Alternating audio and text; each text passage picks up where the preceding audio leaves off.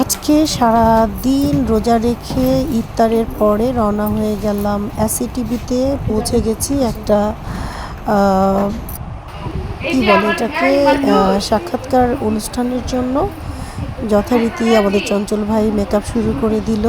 সারাদিনের ক্লান্তি রোজার একদম নিমিষেই চলে গেল কাছের মানুষগুলোকে দেখতে পেয়ে। ওনাদের সাথে আগেও অনেক কাজ করেছি, তাই ফিলিংটা ভীষণ ভালো লাগছে। তারপরেই চলে এলাম স্টুডিওতে আমার প্রিয় অ্যাঙ্কর শান্তার সাথে। অনেক মজার মজার আড্ডা হলো। আপনারা শীঘ্রই এই অনুষ্ঠানটি দেখতে পাবেন এসি টিভিতে। এসি টিভির পর্দায় চোখ রাখবেন সবাই। আমাকে কেমন লাগছে বলবেন। এত জ্যাম ছিল রাস্তায়, এত টায়ার্ড ছিলাম, তারপরও নিজেকে কেন যেন প্রাণবন্ত লাগছিল আজকে। যাই হোক, এখান থেকে ইন্টারভিউটা ঠিকঠাক মতন দিয়ে তারপর আমরা আজকে চিন্তা করেছি বাহিরে সেহরি করব। সেহরি করে তারপরে বাসায় ফিরব। এখানে আমাদের একটা টিম আছে যারা কিনা নিচে গাড়িতে আমার জন্য অপেক্ষা করছে। আর এই অনুষ্ঠানটিতে আমি এসেছিলাম শাকিলের নিমন্ত্রণে। ধন্যবাদ শাকিলকে আমাকে এখানে নিয়ে আসার জন্য। অনেক দিন পরে একটা টক শোতে এসে ভীষণ ভালো লেগেছে। আশা করি এই অনুষ্ঠানটি আপনারা দেখবেন। সেটটা অনেক সুন্দর, অনেক কালারফুল। তার সাথে আমার ড্রেসটাও অনেক বেশি কালারফুল হয়ে গেছে। যদিও লাল পরলে আমার একটু কেমন কেমন বেশি বেশি মনে হয়, কিন্তু ভালো লাগে লাল কালার। কি করব।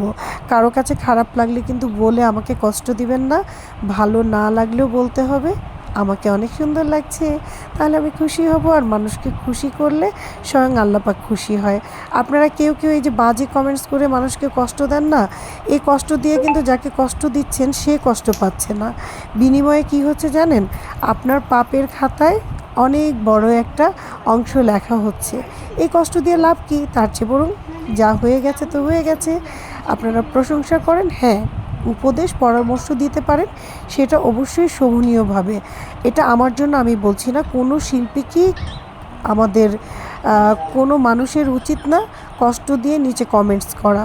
তো আমরা এই ব্যাপারটি এখন থেকে খেয়াল রাখবো। পরবর্তীতে কমেন্টসের ক্ষেত্রে আমরা চিন্তা ভাবনা করব যে এরা তো আমাদের দেশেরই শিল্পী, বাংলাদেশের, আমরা সবাই বাঙালি। এটা হচ্ছে আমাদের সবচেয়ে বড় পরিচয়। আমরা যদি আমাদেরকে ছোট করি তাহলে আমাদেরকে বড় করবে কে বলুন তো? বাহিরের দেশের মানুষ এসে কি আমাদেরকে বড় করবে? অবশ্যই না। আমাদেরকে বড় রাখতে হবে। তো সবাই ভালো থাকবেন, সুস্থ থাকবেন, সুন্দর থাকবেন। টাটা, বাবাই। আবার নতুন কোনো কিছু নিয়ে বামে বসবো না শোরুম ওপেনিং এ আর কোনো ভালো কোনো ছবি নাই। প্রতিদিন হাঁটা হয় না, বাট তুমি যদি জিমে আসতে পারো, মানে এটা একটা অভ্যেসে পরিণত করতে পারো, তাহলে ঘোরা হবে। তবে এটারই একটা